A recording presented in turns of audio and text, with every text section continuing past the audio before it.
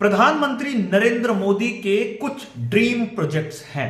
उन dream projects में केदारनाथ धाम भी एक है और उसी केदारनाथ क्षेत्र में उपचुनाव होने जा रहा है।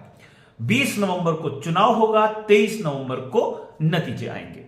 अब एक सीट के नतीजों से सरकार की स्थिति पर कोई फर्क नहीं पड़ने वाला है, लेकिन क्या आपको मालूम है कि यह वही केदारनाथ है जिसमें प्रधानमंत्री नरेंद्र मोदी ने प्रधानमंत्री बनने के बाद सबसे ज्यादा ध्यान दिया था। और जब केदारनाथ में चुनाव हुआ, उत्तराखंड में चुनाव हुआ और केदारनाथ विधानसभा का चुनाव हुआ, प्रचंड लहर बीजेपी की थी, उसमें वो जीत गई थी। लेकिन केदारनाथ में बीजेपी की हार हो गई थी, कांग्रेस जीत गई थी। ऐसा क्यों हुआ था और केदारनाथ में वर्तमान स्थिति क्या हो सकती है, किसका पलड़ा भारी हो सकता है, इसको लेकर मैं आपके सामने हाजिर हो गया हूं। लेकिन अपने इस प्रकरण पर मैं आगे बढ़ूं उससे पहले मेरा आग्रह यह है कि खबर को आखिर तक जरूर देखिएगा। खबर पसंद आए तो इसे लाइक जरूर कीजिएगा, इसे शेयर करके अपने मित्रों तक जरूर पहुंचाइएगा।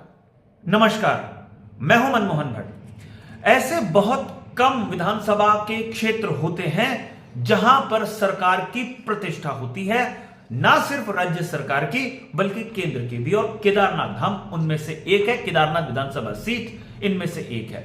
उत्तराखंड बनने से लेकर अब तक ज्यादातर बीजेपी का इस सीट पर कब्जा रहा है, लेकिन जब बीजेपी प्रचंड लहर से सरकार बनाती है तो उस समय बीजेपी केदारनाथ सीट हार जाती है, कांग्रेस केदारनाथ की सीट जीत जाती है। सामान्य बात नहीं है, इसके पीछे के चुनावी समीकरण हैं और वो चुनावी मैनेजमेंट ही बीजेपी के लिए काफी महत्वपूर्ण होता है। वो चुनावी मैनेजमेंट के कारण ही जहां कांटे का मुकाबला होता है वहां पर बीजेपी जीत जाती है और कांग्रेस हार जाती है। ऐसा परसेप्शन भी लगातार बनता रहा है। खैर, हम बहुत ज्यादा इधर उधर की बात ना करके मैं पिछले 3 विधानसभा चुनाव के नतीजे आपको बताऊंगा। इससे आपको बहुत अंदाजा लग जाएगा कि तस्वीर कितनी शीशे की तरह साफ है। 2002 और 2007 में बीजेपी ने केदारनाथ विधानसभा सीट कांग्रेस से जीती थी। आशा नौटियाल ने जीत हासिल की थी, जो वर्तमान में उत्तराखंड बीजेपी की महिला मोर्चा की अध्यक्षा हैं। 2012 में शैला रानी रावत कांग्रेस के टिकट पर चुनाव जीत जाती हैं और वो शैला रानी रावत को ही, माफ कीजिए, वो आशा नौटियाल को ही हराती हैं। अगर मत प्रतिशत के हिसाब से देखें तो शैला रानी रावत को 40% से ज्यादा वोट मिलते हैं, लगभग 20,000, और आशा नौटियाल लगभग 17,500 वोटों पर ही सिमट जाती है। चलिए, 2012 तक बीजेपी की ना आंधी थी ना मोदी का शोर था। 2017 में पूरे उत्तराखंड में एक लहर थी और बीजेपी का वोट प्रतिशत 47 तक पहुंच गया था। 47.5% वोट बीजेपी को मिलता है।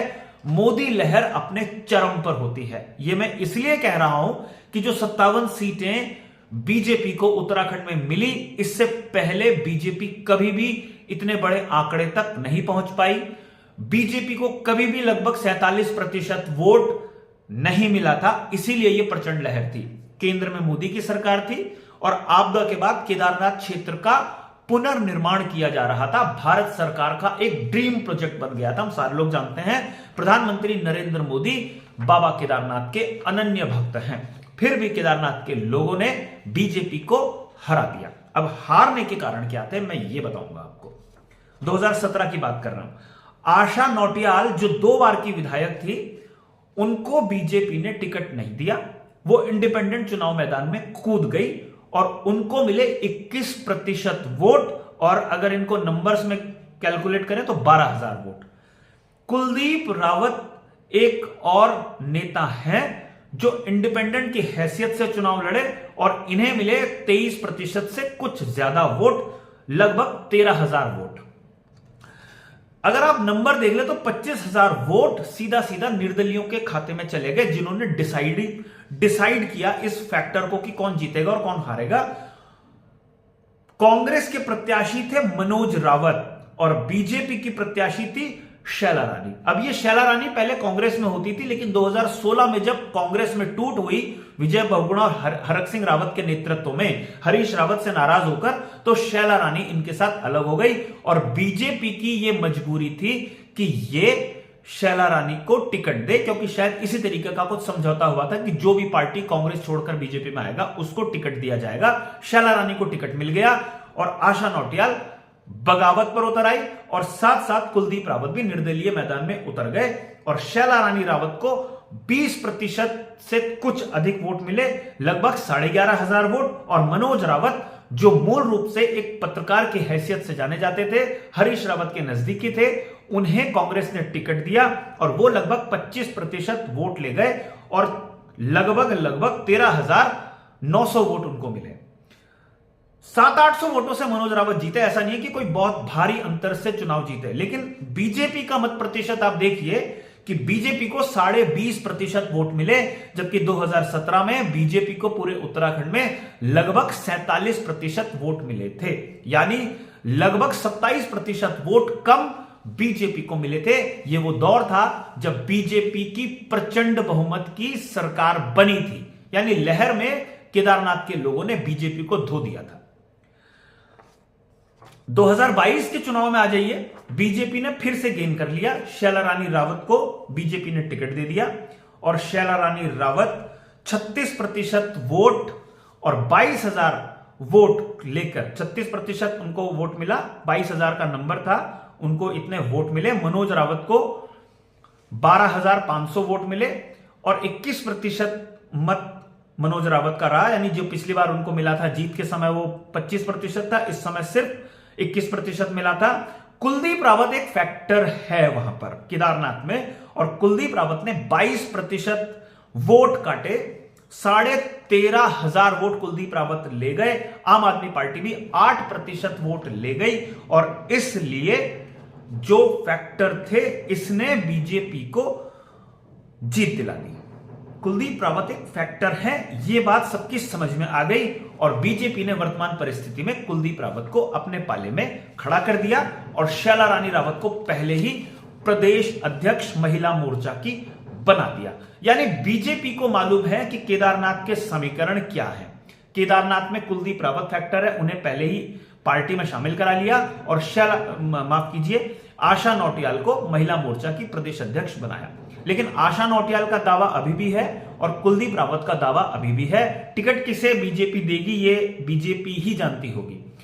कांग्रेस की स्थिति यह है कि करण माहरा अपना वर्चस्व स्थापित करना चाहते हैं पार्टी के भीतर। गणेश गोदियाल गढ़वाल क्षेत्र के बड़े नेता के रूप में उभरना चाहते हैं और इसी गुत्थम गुत्था के बीच में गढ़वाल में कांग्रेस का द्वंद्व हमारी आंखों के सामने है।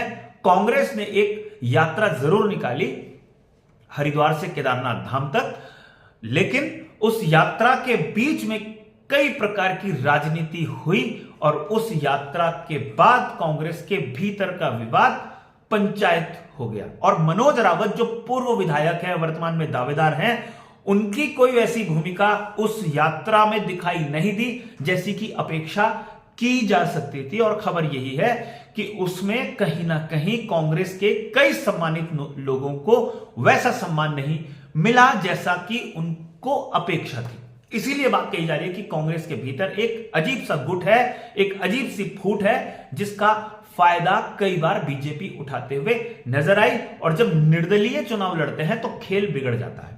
इस बार क्या होगा मालूम नहीं, 20 तारीख को वोट होंगे और 23 नवंबर को पता चल जाएगा। प्रतिष्ठा का यह प्रश्न है क्योंकि बीजेपी बद्रीनाथ विधानसभा का उपचुनाव हारी, बीजेपी राष्ट्रीय स्तर पर लोकसभा का चुनाव अयोध्या संसदीय सीट का हारी, इसलिए केदारनाथ की सीट को खास महत्व दिया जा रहा है कि केदारनाथ वो क्षेत्र है जहां पर प्रधानमंत्री की सक्रियता रहती है।